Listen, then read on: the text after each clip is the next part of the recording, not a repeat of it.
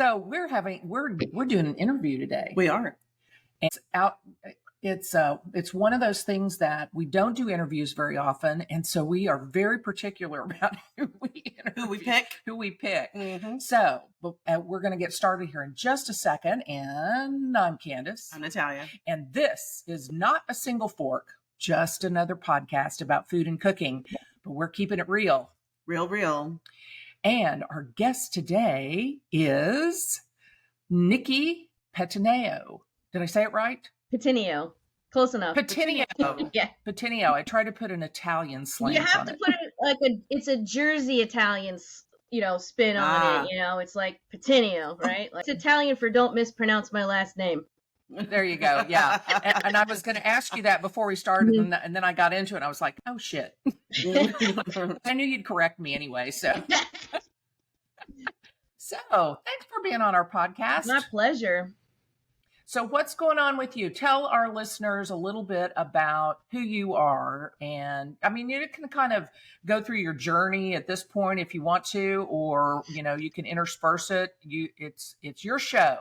Off you go. Oh, I rhymed. Okay. You did rhyme. She's like, no pressure. Just tell us everything about yourself. Everything about you. But okay. Okay, so it's been a long journey. It's been a long journey. So I'm originally from South Florida, and I was in food and beverage since 1998. My first restaurant job was I had little restaurant jobs like Carvel ice cream, and little cafes and stuff. But my first real restaurant job was Applebee's. And I started as a bartender. I was 19 years old. You had to be 19 in order for alcohol. I don't know why. That's such a terrible rule. I mean, you should have to be 21, I think. But at any rate, I was bartending in Florida at 18. So if that tells you anything, it's just wild. It's wild here. Florida is just wild. So anyway, I was doing that. I wasn't really a good student in school, so I wasn't in college, or I had flunked out of college at Florida Atlantic University. And I was just bartending and partying. And then, I got different, restaurant jobs. And then I started cooking in restaurants. And then I landed at this steakhouse, and I cooked and I bartended and I waited tables at this steakhouse for 8 years. Were you the only person there? My God, did they not have other staff? No, why did you have to do everything? I was there so long, and I have what I now know is severe ADHD. So, I was like, I want to do this now. I want to do this now. So, the majority of my time there, I was a bartender, but I also waited tables. And then I did my externship when I went to culinary school. I did it at J. Alexander. So I learned a lot. I made gallons and gallons and gallons of vinaigrette and dressings and stuff. And all those, my knife skills improved and all because it's such a production kitchen. And to this day, if you wake me up out of a coma, I will be like, oh, you want to get 5 gallons of vinaigrette? And I just whip it up, So, that's kind of where I cut my teeth in, in the culinary industry. And then, when I got out of culinary school, I, at the bar, actually, we were very close to the Miami Dolphins training camp. So and it's a nice steakhouse. So they would come for lunch, the Dolphin players, the coaches and all that. And, I was bartending, and I met one of the players, and, they were just asking me questions. And, I said I had just finished culinary school, and he says, I need a chef for the season. So I did wow. Yeah, I was in the right place at the right time. Wow, that doesn't ever happen. Yeah. Wow, that's a great story. Yeah, it was just weird how all that kind of shook out. So I did a little tryout, I did I went to his house, I cooked for him, he liked it. So I ended up working for him for a really long time. I worked for him for I think 4 or 5 football seasons, and his name is Ronaldo Hill, and he was a defensive back. And I did his birthday parties. And then from there, once you work for one player, you're dial a chef. So it was birthdays, anniversaries, parties. They were all turning 30. So it wasn't, so it wasn't meals for the week. It was special occasion food.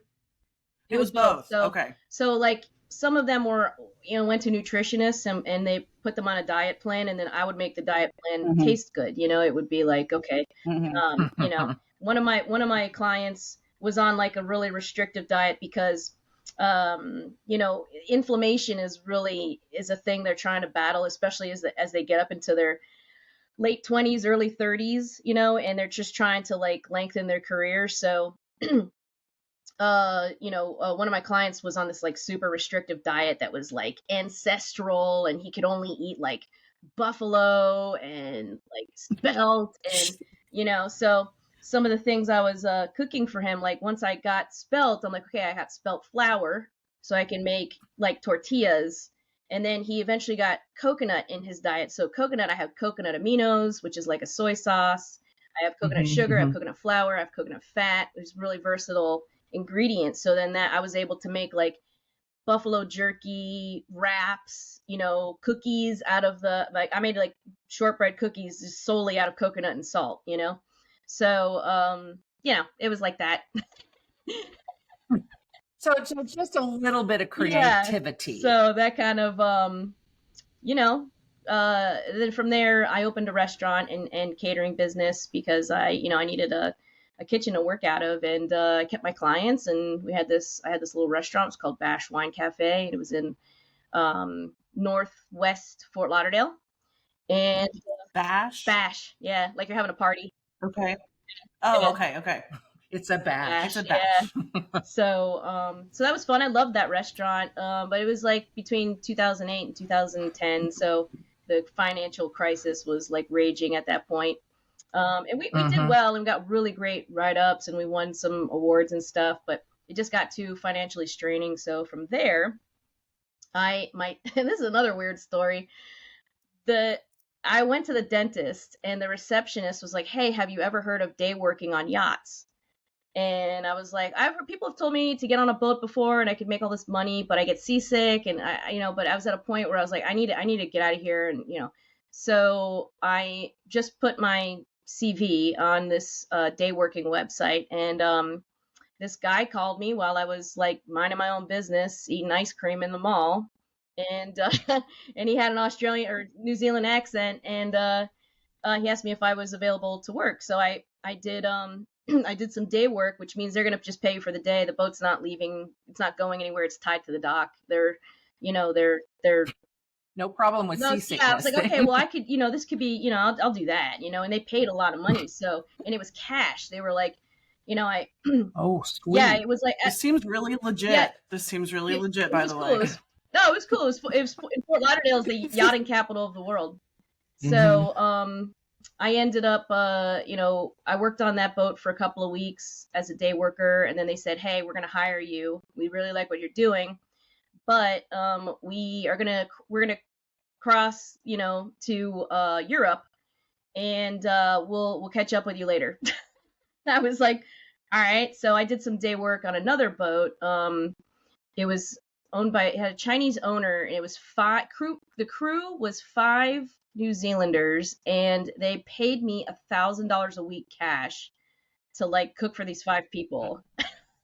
Okay, so I have questions. I don't know. She has many questions. I have many questions. I mean, I'm just going to start here. I'm not going to go back too far, but okay.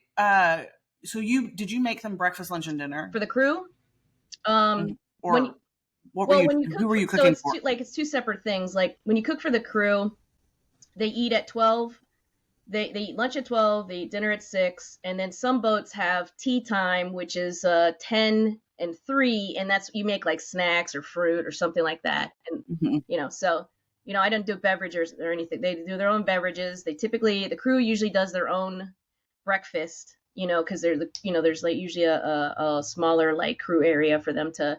They have a toaster and all kinds of stuff they can make, little eggies in the microwave and all that, and so. So no, for the crew, it's just lunch and dinner, maybe some snacks. But then for the guests, when guests are on board, it is like anything that they want for, at any time. So do you cook on the boat, or do you cook and then bring everything to the boat, or how does this work logistically? No, there's a galley. Most boats, if they're hiring a chef, they have a galley. And, okay.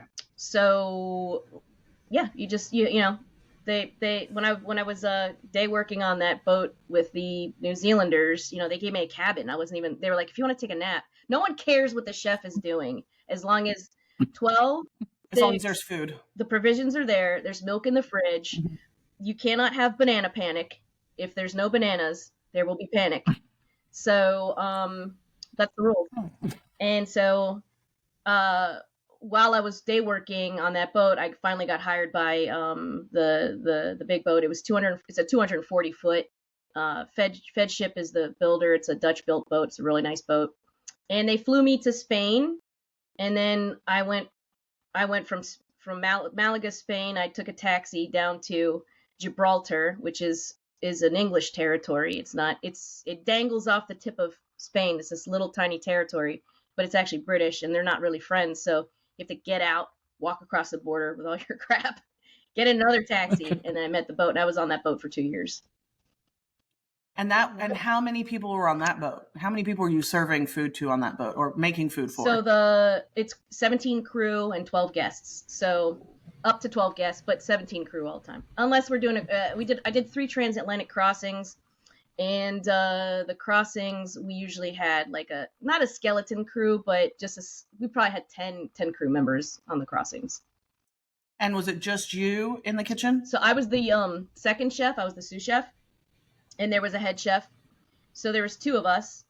And head chef planned for the guests. We like tag teamed everything. And, I cooked for the crew. But the crew eats very, very well. It's not... Okay, so the first time I served a salad, and I had cucumber in the salad. I didn't peel and seed the cucumber because I was like, we're from America, you know what I mean? We're like, okay, you know what I mean? It's a dang cucumber, whatever. They looked at me like I was the biggest piece of trash. I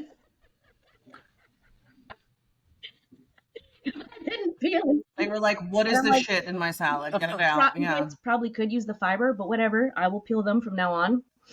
Mm-hmm. Wow.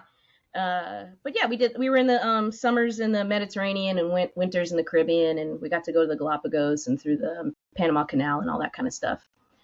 It's amazing. And I assume you got along well with the chef? Yeah, we were mates. We were like peas in the pod. We partied together. We actually roomed together. He was male too. We actually roomed together for probably a year. And yeah. But you had not met him until you got on the boat. All day. We had this little. So the boat that I was on was commissioned to be built by this guy who was a foodie. So he had a private galley built with windows and stuff. It was a really beautiful position because that's not normal. Like when you were on a galley, right. They're saving the window space for the guests, right? But the original guy that had it commissioned was a foodie, and he liked to cook, and he wanted to be able to come down from the primary cabin and cook with his wife. But then he died halfway through the build, so they came through. The Fed Ship took it back over, and they knocked out the wall between the bulkhead between the crew galley and the private galley, and they made like a huge galley. So we actually had still not a lot of room in compared to like on land, but for a boat, we had big windows, and it was a beautiful view, and there was a kind of an island. Me and the head chef, we just stood right across from each other and just cooked all day long, baby. Gee, that sounds so sad. Yeah. It sounds magical. Yeah, it sounds super magical, and I'm really glad you got along with him. But you had not met him before you got on the boat, correct? Well, he was there when I was day working. He's the one that called me when he was in the boat. Okay. Nice. Yeah. Nice.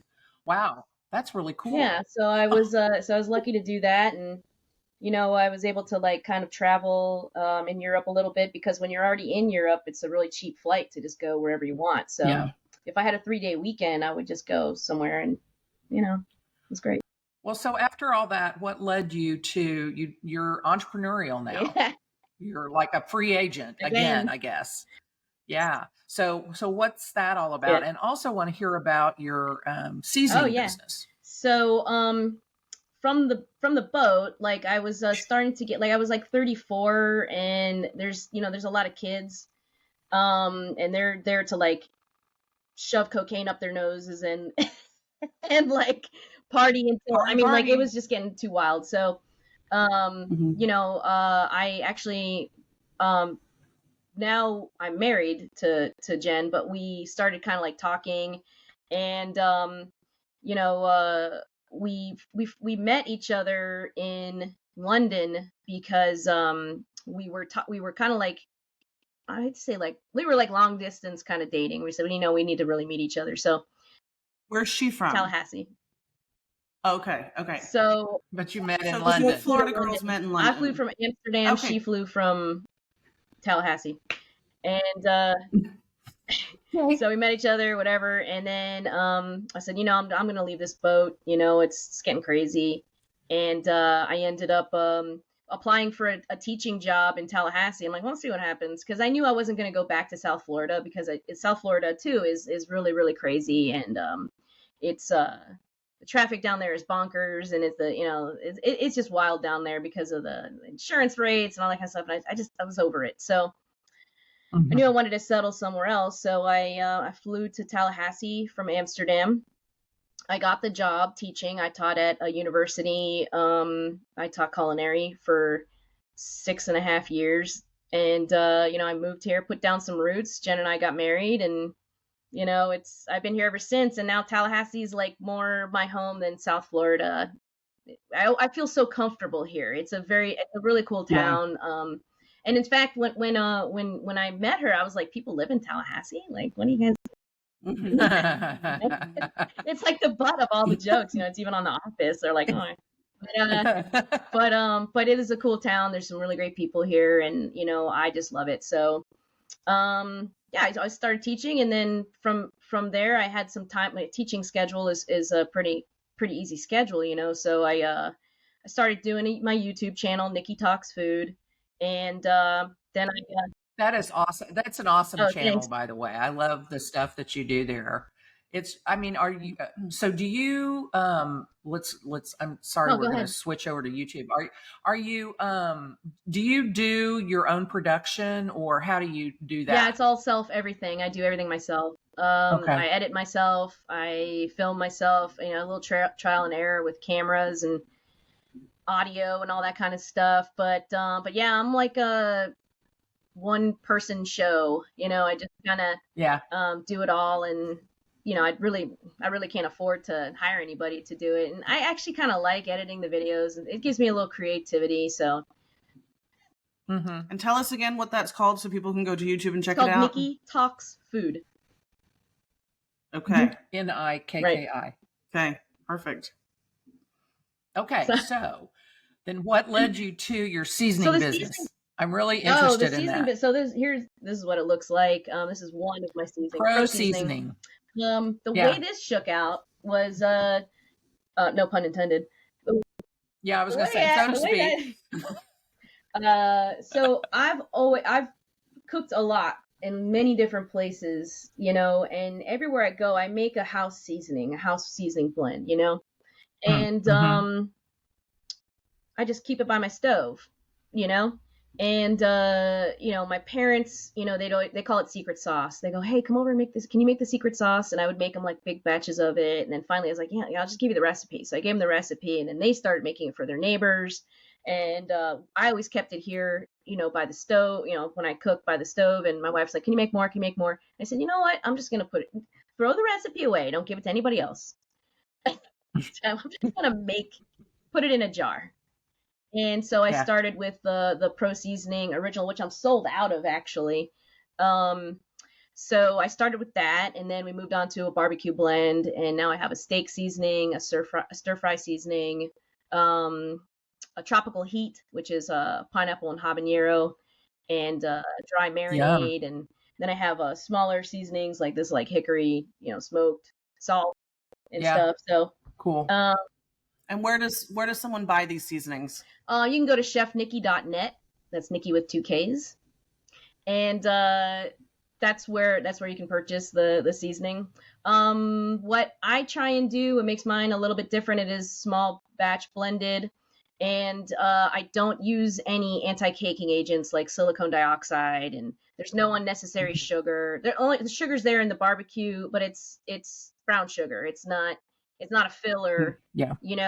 Like some companies, they're trying to save a half a penny on each bottle because they're producing so much that it's cut worse than street cocaine, you know, where mine is all fresh. I mean, you can tell the difference, you know, it smells more, the bouquet is more, you know, full.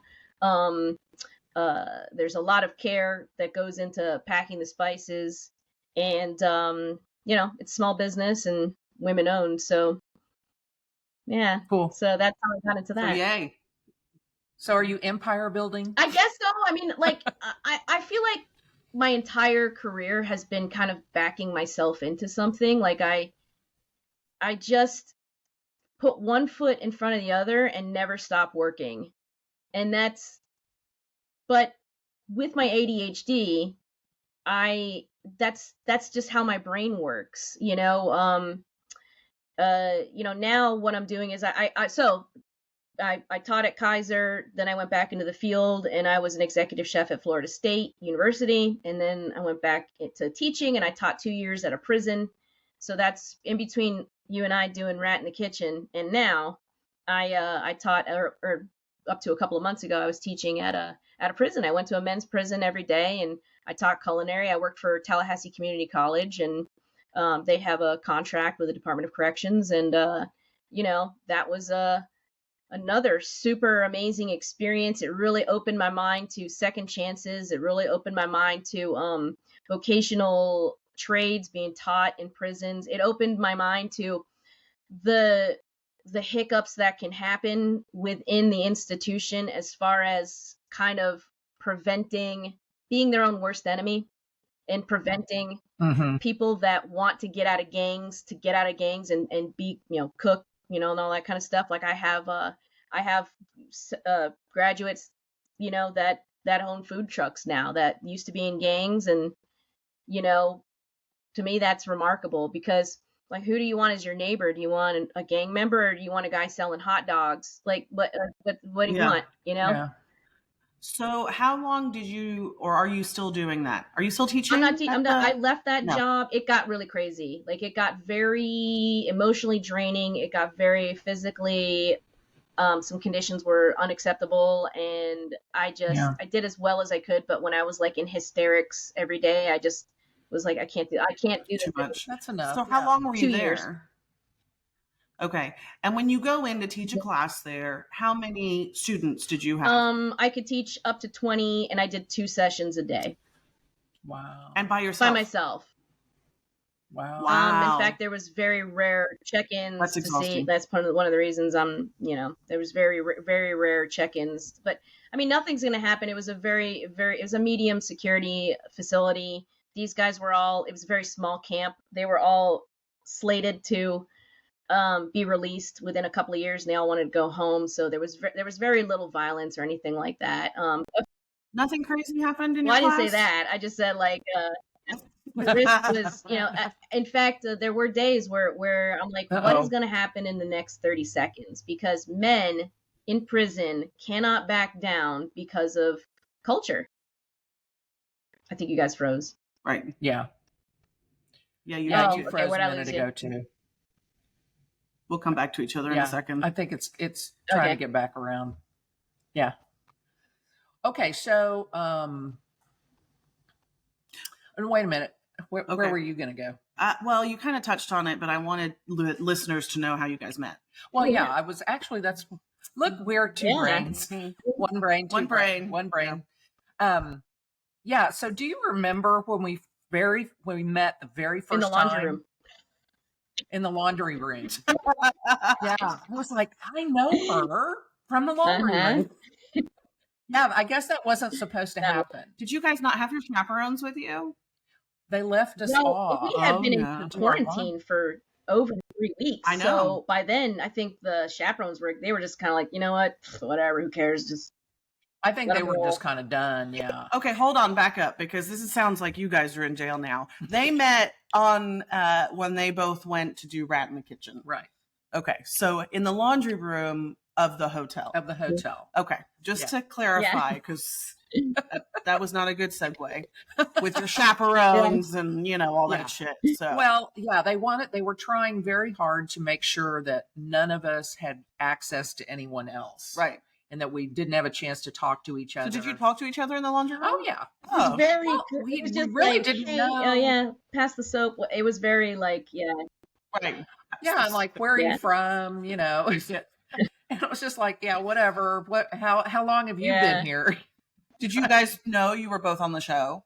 We kind of sniffed it out. I mean, I think we kind of were. Yeah. I mean, the energy, I could, it's just a certain energy. Like, like a guest that's staying in the hotel is not going to be, weird. Like, yeah. I don't know. Just a little weird. So were you there as long as Candace was there? Because I know she was there for like a month. I was there a month. Yeah. Just short of a month for me. Yeah, it was a long time. And we've talked about this on our podcast before, so our listeners know what Candace did while she was in her room, and quite happy because she's an introvert. No, she didn't do that. Well, I don't know. We didn't talk about that.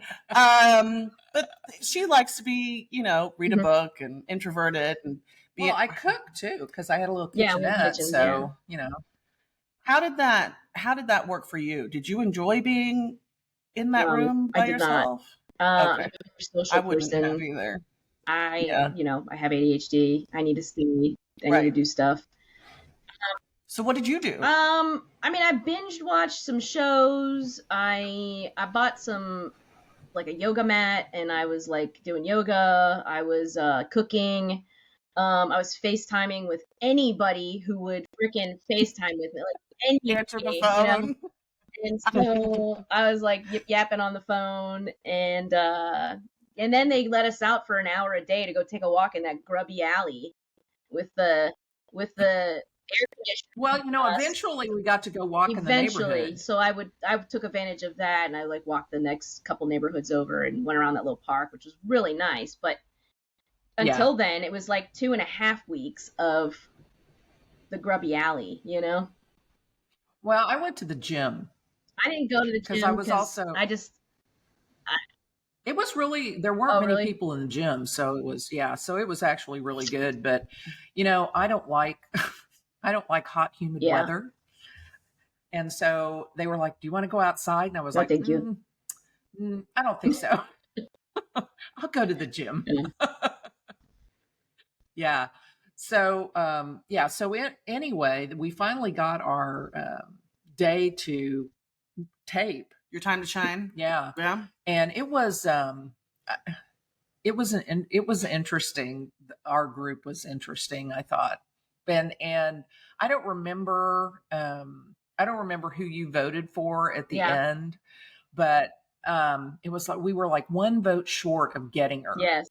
Because of that little short guy who had a thing about me. You talking about Geeks?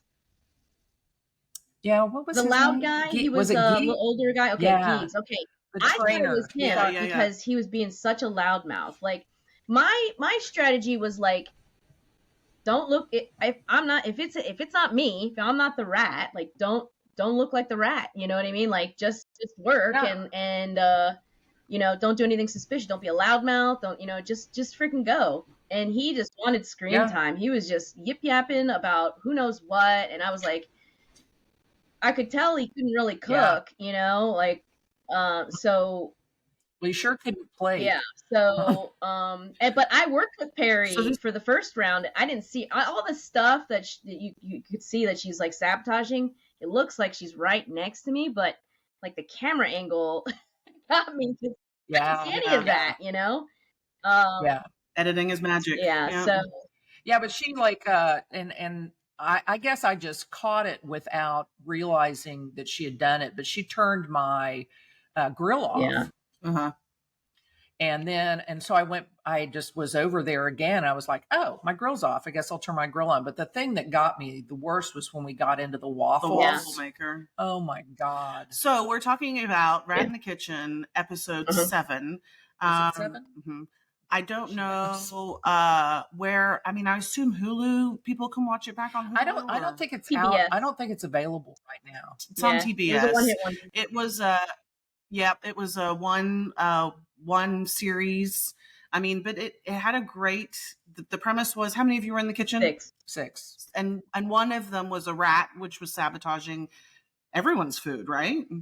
Yeah. So, and they had to basically figure out who that was. Yeah. And if we figured out who it was as a team, we got to keep the money because each round was worth a certain amount of money. And if the rat got away with it and we didn't guess who it was, they kept the money, which is what happened. However, I want to tell you, like, look, like, I am a goober. Like, I cannot, I'm a terrible, like, criminal, which is also when I was teaching at the prison, I could not catch them stealing my stuff, even though they were, like, all stealing my stuff because everything is a commodity in there, right? So, they some people would be like, Chef, you got to really watch I can't tell you who, but you got to look out. And I'm like, I'm trying, man.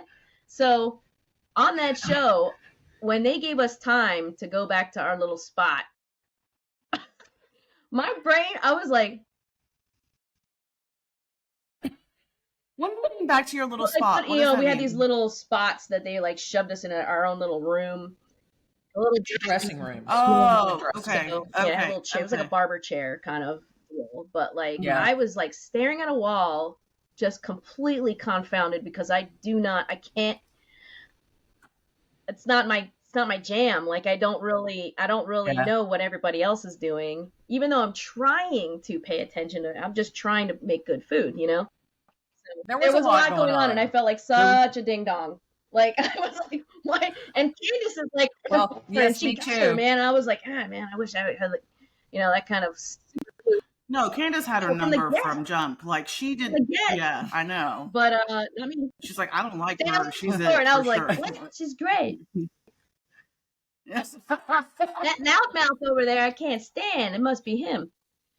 So yeah, it was one.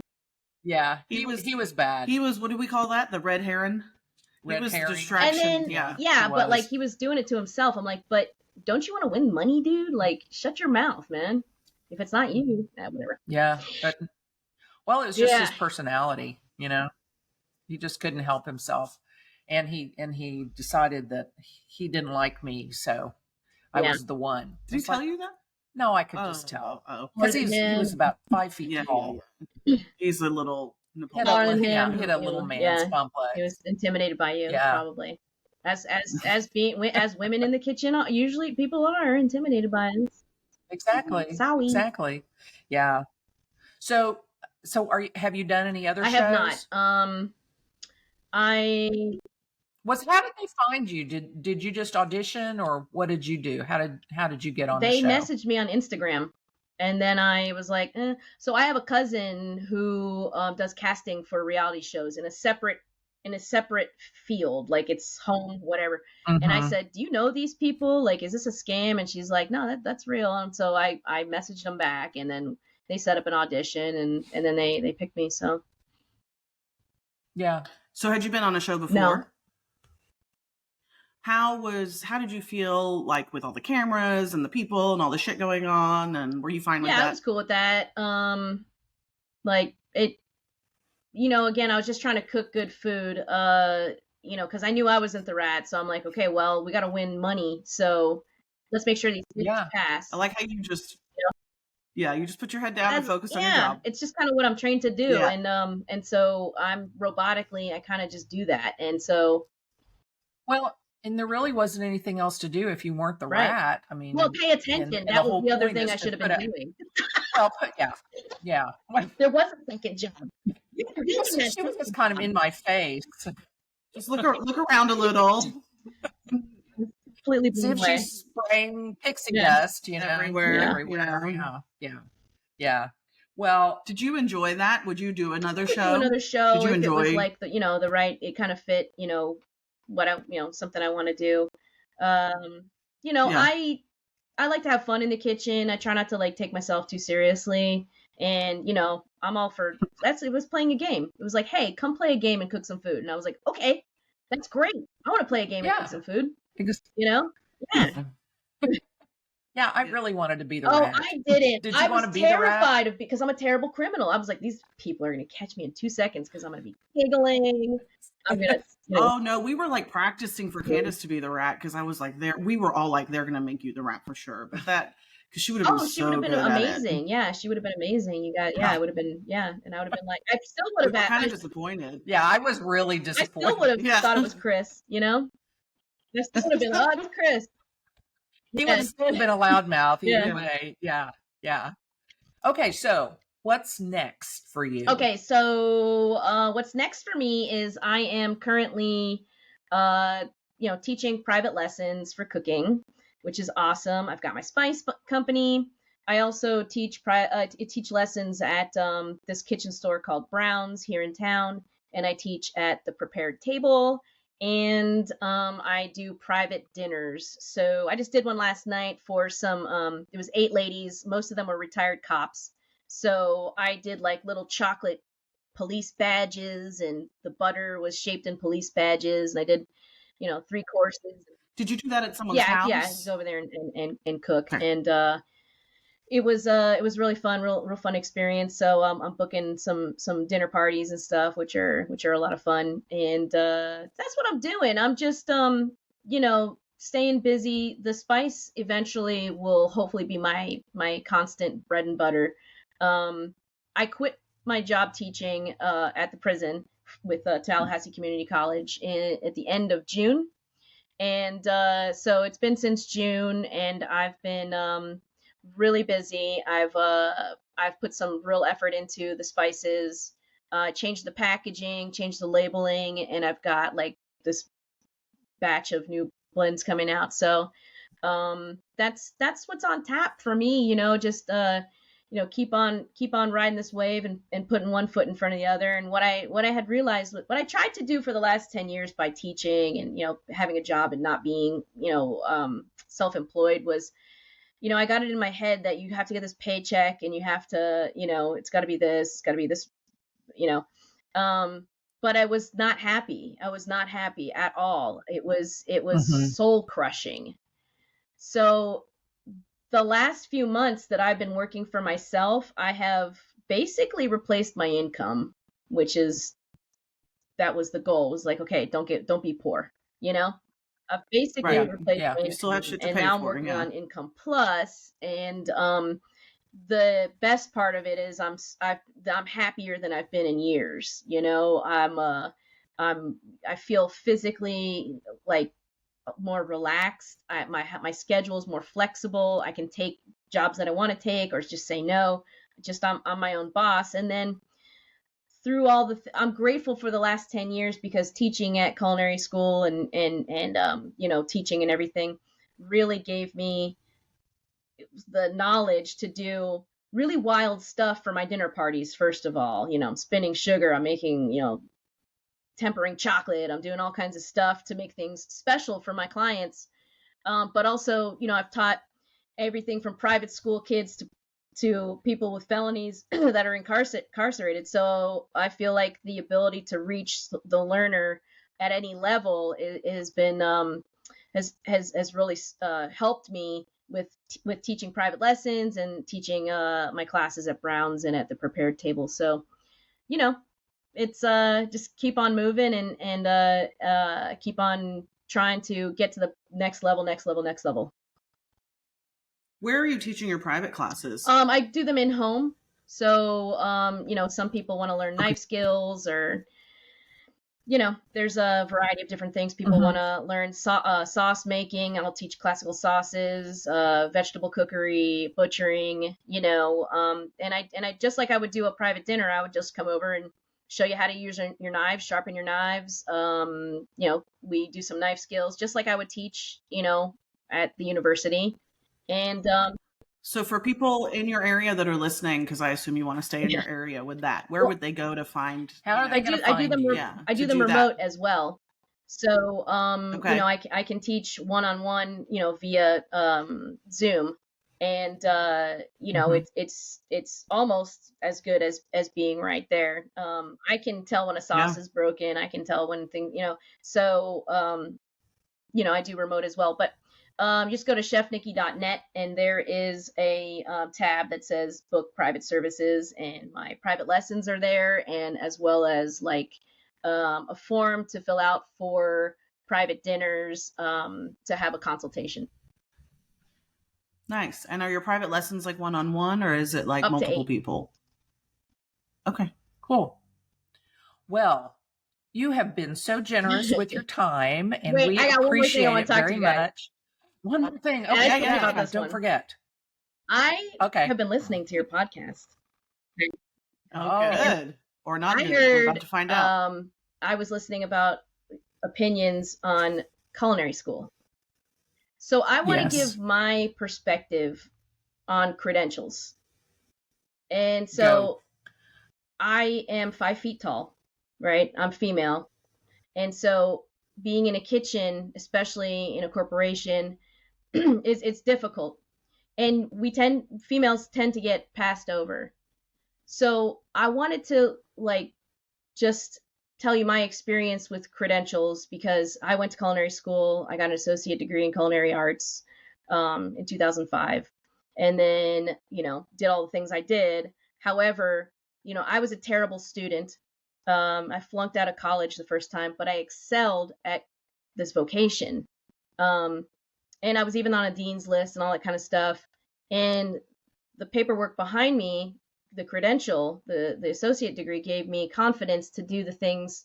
Like, I would have never gotten on a private yacht. I would have never worked for a dolphin player if I did not have a piece of paper from a group of people that said, hey, I'm telling you, I know what to do, what I'm doing, but this credential says, yes, she's met all the competencies and knows this certain amount of things. The next step for me was I got a bachelor's degree in food service management and in culinary arts. And then later on, the best thing I did for my career was I got a certification with the American Culinary Federation as a certified executive chef. And why that's important is because as a female, when I went back into the corporate chef field, I was making more money, the same or more money than my male counterparts. Because of all those Correct. paperwork. Because of all the credentials that I had. Mm-hmm. Now, I want to kind of maybe share something with you to take into consideration. And that is, when you guys have a big reach. And when you talk to people, consider that you may be kind of swaying a person out of a field that, with the credentialing, something with credentials that may impact their life down the road, So for me, I got a culinary degree. I went all over the world, and I think that's important for females to, kind of women to encourage each other to get the credentials so that they can have, first of all, the confidence, the education, and then the opportunity to make the money that they deserve to make. So this is me. I'm a different point of view, and I appreciate it. Now. Okay. Yes, I know. I know. But that's okay. That's good. That's because when you say things, it broadcasts, and you don't know what impressionable mind is going to go, well, they said I don't need it, so I'm just going to, and then down the line, they're like, I really wish I would have gotten that, We never think we have that much impact on anyone. I like that you say we have this broadcast, because I'm like, wow, okay. You have students in your kitchen and all that kind of stuff, and maybe they have kids and stuff. But I think the point is that we have to keep going. We have to keep going onward, and we have to be considered equal, if not, more capable than our counterparts, and keep making that money. I want women chefs to be able to afford a mortgage. I want them to be able to buy that car. I want them to have vacations. I want them to feel worthy. And sometimes the credentialing part is the thing that catapults them into that category and changes their life exponentially. And that's what I want to say. Okay. Is that all? Is that it?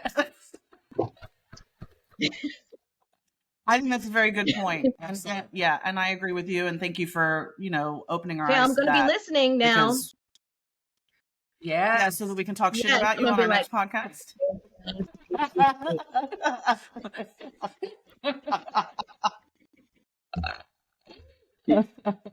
Well, thank you for that, and we appreciate it. Mhm. And I mean, that's kind of the point of us, I guess, doing what we do, is that, you know, let's just take it wherever it's going to go, and we want everybody's point of view. So thank you for that. And yes, I totally agree on, you know, that we have to support female chefs, and that's, if that's one of the ways that you got into it, then that's another opportunity for people to go. So good for you.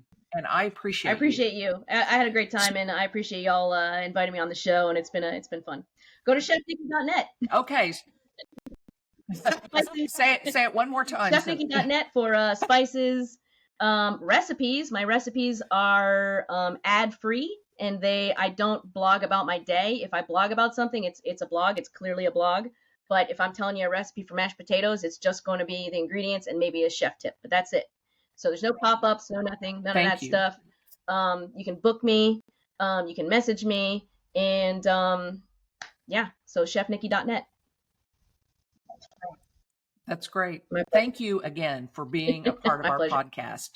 We appreciate it. Oh, and we're going to say, you almost forgot again. Oh, God. Are you new? I am new. Stay fresh. Banana panic bags. Fresh cheese bags.